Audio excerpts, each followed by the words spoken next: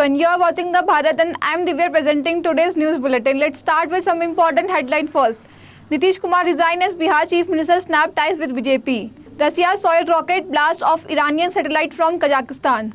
Serena Williams announced retirement from tennis. Lithuanian MPs lost ties with India and backed Taiwan in Delhi. 28 lakh pilgrims visit Char Dham in 60 days, expert warn of consequences. Now news in details. Nitish Kumar, leader of Janata Dal United, is expected to take oath as Bihar's Chief Minister again on Wednesday, August 10, after announcing a new grand alliance with Tejasvi Yadav, Rashtriya Janata Dal and other opposition parties. Kumar recently resigned as Bihar Chief Minister and broke an alliance with the Bharatiya Janata Party. After Kumar's resignation, a joint conference was held where they announced a new Mahagathbandhan or Grand Alliance consisting of 7 parties, 164 MLAs and an independent MLA. According to a tweet of Kumar's new alliance partner RJD, the swearing ceremony will take place at Raj Bhavan at 2 p.m. Russia's soiled rocket blasted off an Iranian satellite called Khyam from the Baiknur launch facility in Kazakhstan on Tuesday. The Iranian satellite has been named after a Persian scientist called Umar Khyam, was lived in the 11th and 12th countries, while there have been allegations that Russia may use it for the surveillance of the Ukraine amid its military action there. Iran has said no other country will have access to the information it gathered due to its encrypted algorithm. Aimed at the Taiwan crisis, a Lithuanian inter-parliamentary delegation consisting of 2 Ministry of Parliament is in Delhi and is holding talk with the several stakeholders with a focus on strengthening ties and the opening of the Indian embassy in the national capital, Vilnius. The delegation is led by MPs Mykola Mojuskis and the Vytautas Gipsis, both of whom are members of the group of Inter-Parliamentary Relations with India. India has the highest percentage of female pilots globally at 12.4%, according to an estimate released by the International Society of Women Airline Pilots. In comparison, developed countries such as the United States and United Kingdom are lagging behind with just 5.5% and 4.7% of female pilots, respectively. India is setting an example for other countries and sectors striving to get more women into their rank. Several airlines are facing a staff crunch due to the disruptions caused by a coronavirus pandemic, and hiring more women could help resolve these issues.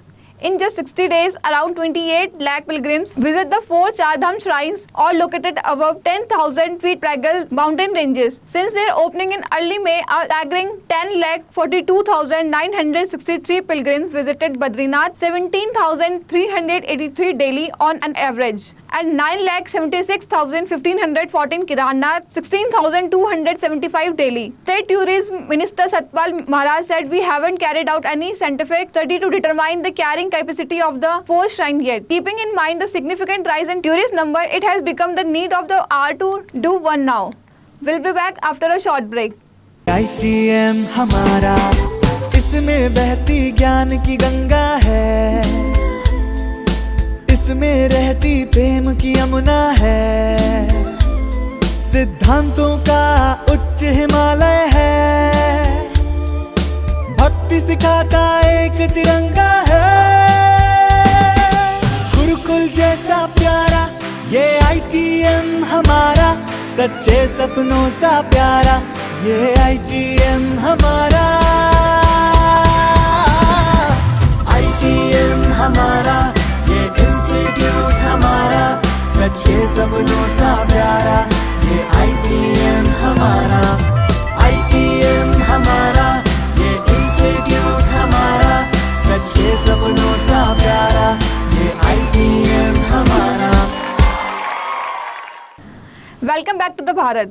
Artists from across the world and various Indian states performed in Amritam Gamya, an international dance and music festival that was organized at a private school in Dehradun on Tuesday evening under the aegis of the Union Ministry of Culture. Organizers said that the festival is an extension of celebration of Amrit Mahotsav of 75 years of independence. The idea behind the festival is to recreate awareness of various forms of dance and music. It also traces parallels between India and other international art forms, said a festival spokesperson.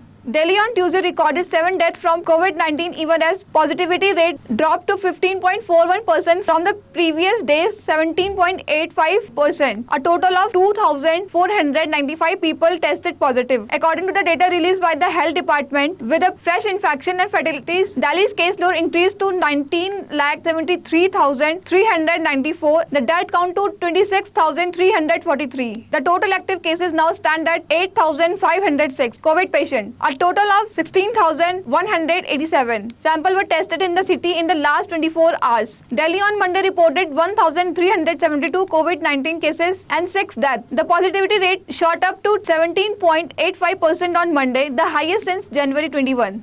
American tennis legend Serena Williams announced her retirement from tennis on Tuesday, August 9. In an essay shared by the Vogue, Williams said she never liked the word retirement but is aware that is a sensitive word. American tennis legend Serena Williams announced her retirement from tennis on Tuesday, August 9. In an essay shared by Vogue, Williams said she never liked the word retirement but is aware that is a sensitive word and means something very important to her fan and the tennis fraternity.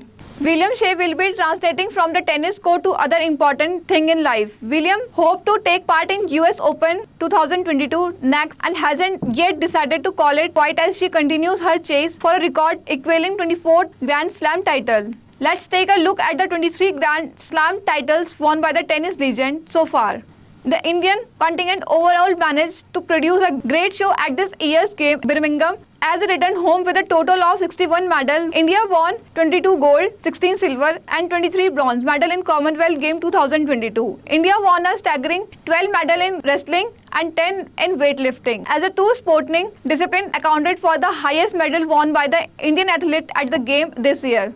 That's all for today. Thank you for watching the Bharat.